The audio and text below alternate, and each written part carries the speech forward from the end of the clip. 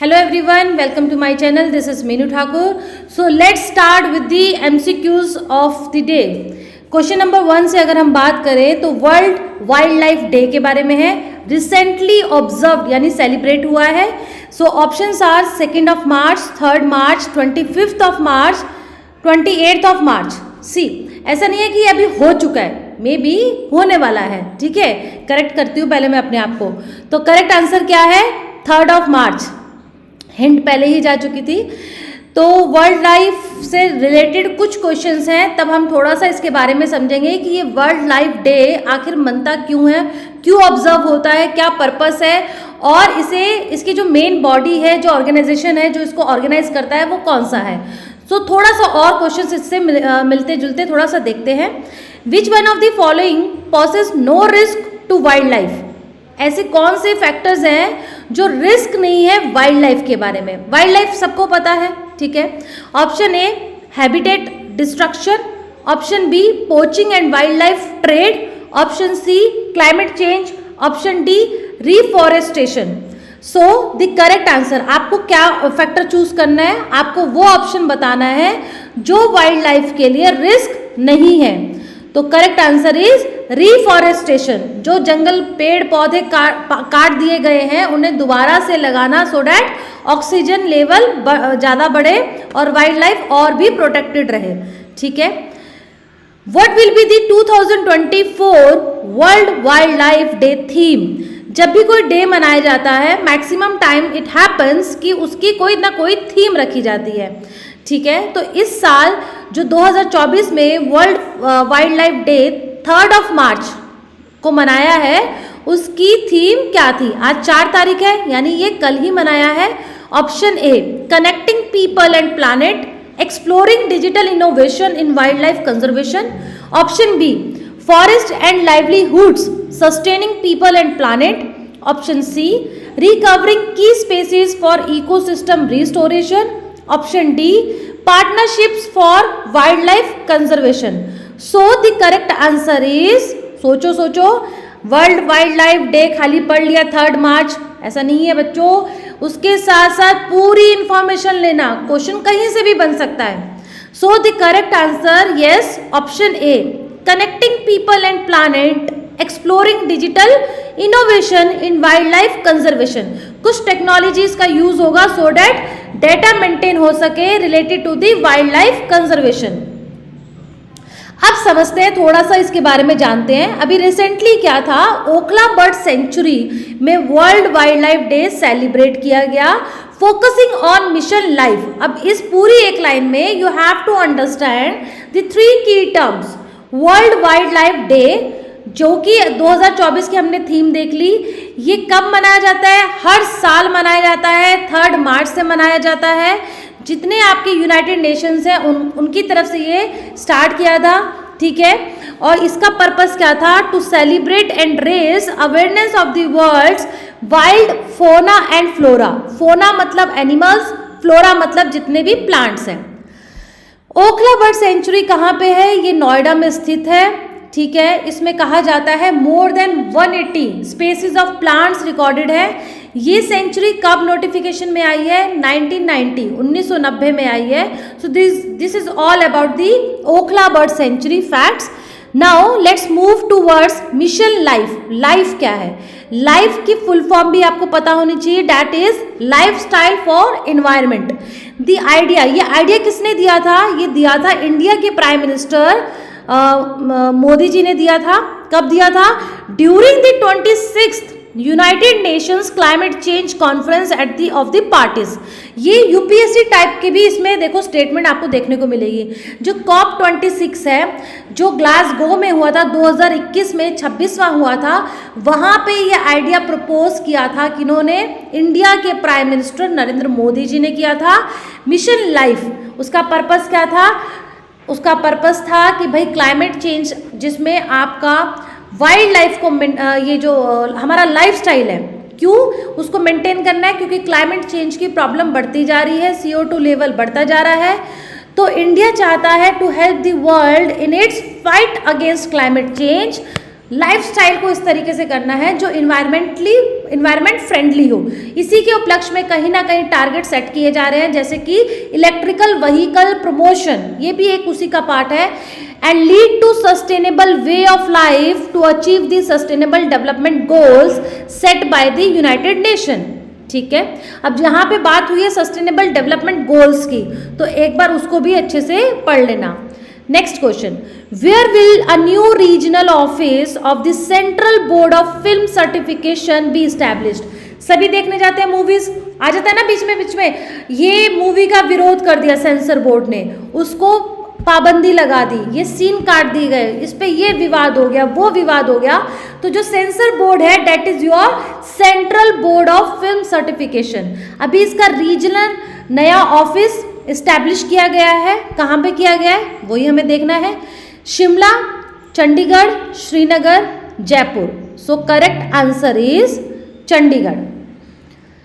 अब ये central board of film certification से पहले देखिए जो union minister of information and broadcasting Anurag Singh Thakur. अच्छा, मिनिस्टर के कुछ कुछ नाम ना जब भी आपके सामने आए मिनिस्ट्रीज के नाम, तो थोड़ा सा उसको याद कर लेना। जैसे आईटी मिनिस्टर आपके कौन से हैं, अश्वनी वैष्णव। ये कब आपको देखने को मिले, जब गूगल ने अभी कंपनीज को डीलिस्ट किया है, प्ले स्टोर से हटा दिया था, तो आईटी मिनिस्टर ने ये बात करी है गूगल से, तो जगह जगह न्यूज़पेपर में ये आर्टिकल है। जब भी किसी मंत्री का नाम मेंशन होता है, थोड़ा सा उसको पढ़ लोगे, 3-4 बार याद हो जाएगा। जैसे कि अनुराग सिंह ठाकुर आपके कौन से हैं, इंफॉर्मेशन एंड ब्रॉडकास्टिंग मिनिस्टर। इन्होंने सेट किया है चंडीगढ़ में इसका रीजनल ऑफिस। अब ये जो सर्टिफिकेट, ये जो ऑर्गेनाइजेशन है, ये कैसी बॉडी है, ये स्टैट्यूटरी बॉडी है। ये किस मंत्रालय के अंदर आती है, this is very important fact of this sensor board. It comes under the information and broadcasting ministry. इसका पर्पस क्या है, public exhibition of the films under the provision of cinematograph act 1952। ठीक है, रेगुलेट करना कि कोई भी फिल्म में ऐसे कोई सेंसिटिव सीन जो भी हमारे देश के कल्चर कह लो, कुछ भी कह लो, सोवेनिटी कह लो, उसके अगर अगेंस्ट में है तो उस पर पाबंदी लगाना, उसको चेक करना। और इसके चेयरपर्सन प्रेजेंट में कौन है, प्रसून जोशी, हु वॉज श्री अय्या वैकुंठ स्वामीकल। देखिए अभी क्या था, इन्हीं की बर्थ एनिवर्सरी पे ट्रिब्यूट दिया प्राइम मिनिस्टर ने, तो थोड़ा सा आपको इस पर्सनालिटी का पता होना चाहिए। ठीक है, ये कौन थे, ये सोशल रिफॉर्मर थे, पॉलिटिशियन थे, साइंटिस्ट थे या पोइट थे, कवि थे। Option, correct option is social reformer. इनके बारे में थोड़ा सा पढ़ लिया जाए। ये केरला के रहने वाले थे। अभी इनकी एनिवर्सरी जो है उस पर प्राइम मिनिस्टर ने ट्रिब्यूट किया था।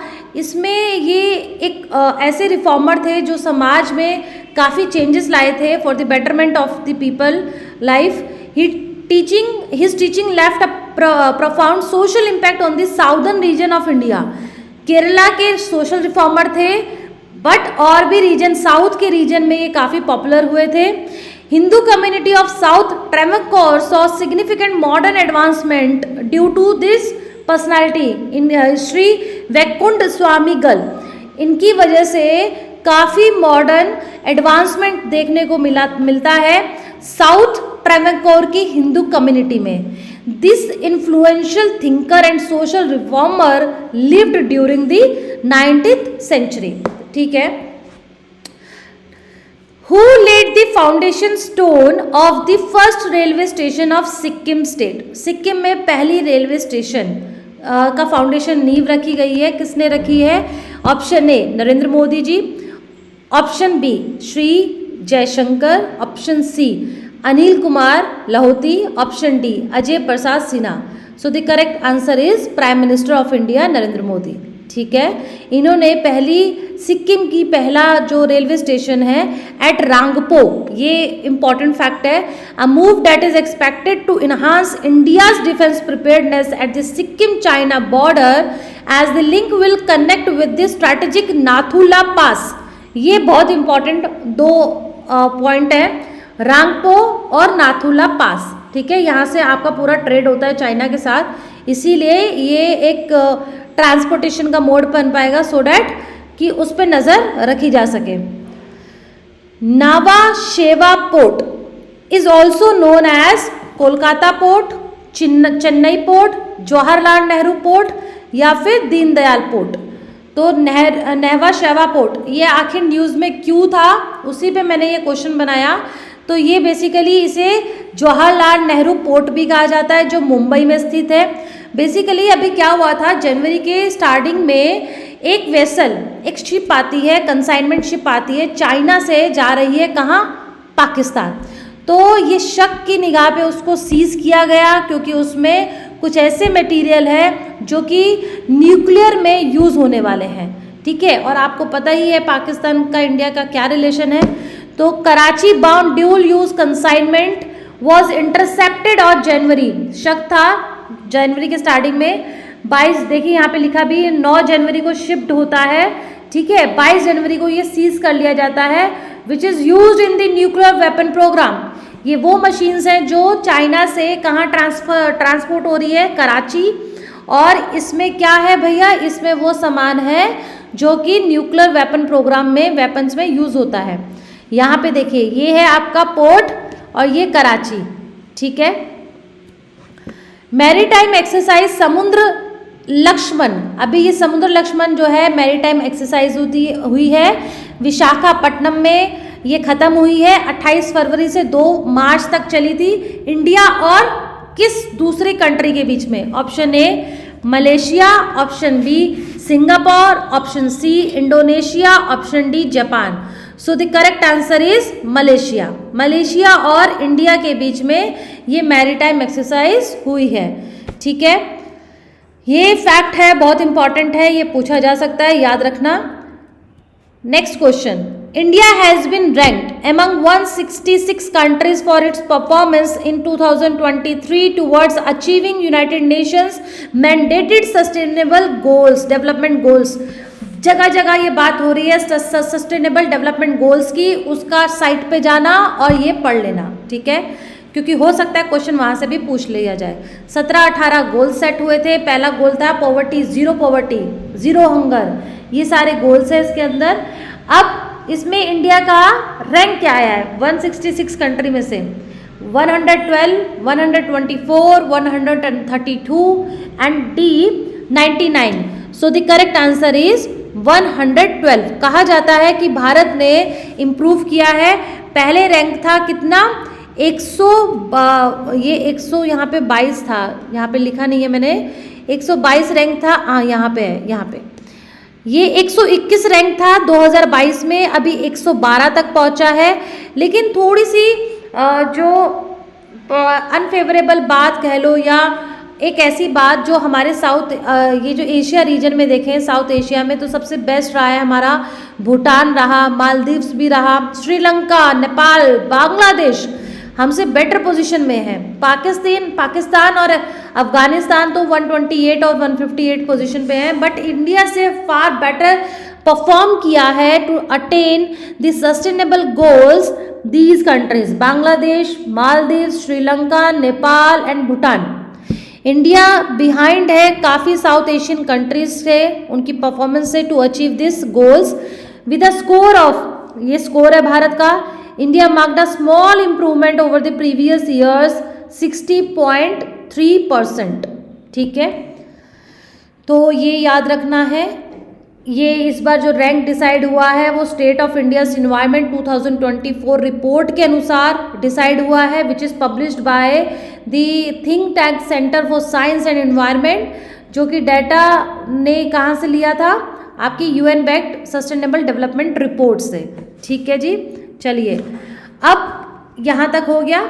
अब इसके साथ साथ हम इस क्लास को यहाँ एंड करते हैं। I tried my best to make you aware the current affairs, और कैसे कैसे क्वेश्चन एक ही टॉपिक से कितना रिलेटेड क्वेश्चंस बन सकते हैं, क्योंकि एक दिन में अगर पर डे के हिसाब से देखें तो कुछ कुछ न्यूज़ेस इंपॉर्टेंट होती हैं, बट उसके साथ इर्द गिर्द के भी अगर टॉपिक्स पकड़ोगे तो बहुत सारे क्वेश्चन बन सकते हैं। अब कल से कल क्लासेस से मैं इसके अंदर आपका जनरल नॉलेज के क्वेश्चंस भी डालने वाली हूँ, क्योंकि जो दिल्ली पुलिस का एग्ज़ाम होगा वो आपका GS है, उसके अंदर GK भी है, और स्टैटिक जो जैसे वर्ल्ड ये डे कब मनाया जाता है, ये बुक्स किसने पब्लिश की है, तो करंट अफेयर प्लस GK रहने वाला है कल की क्लास से, ठीक है। Please like and subscribe my channel to boost my morale to bring more questions for you. Thank you.